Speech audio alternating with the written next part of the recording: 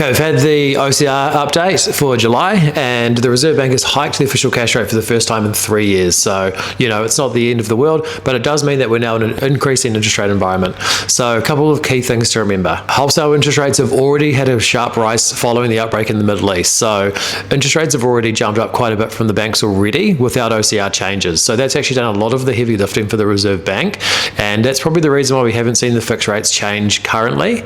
Also, a good thing from the announcement from the Reserve Bank was that inflation is being revised down from their forecast in May, and it's already peaked, according to the forecast, at 3.9% in June. So again, we're looking back at getting into the right range for the Reserve Bank of 1 to 3%. The second thing is to look at the economy. How's the economy going? So the Reserve Bank is forecasting for the September quarter for things to start to get better, which is positive, and that is unfortunately going to be held back a little bit with the election. Like every single year, elections create uncertainty, and for businesses and for property investors and for the whole country, that just means that it stifles growth. We all just tend to sit on our hands until post the election, and then life continues as usual. So now the last thing and the key thing for refixing your mortgage is that you should be trying to do it as soon as you can. So some banks will let you do it 60 days out from when you're going to be floating, or some banks are just over 30 days.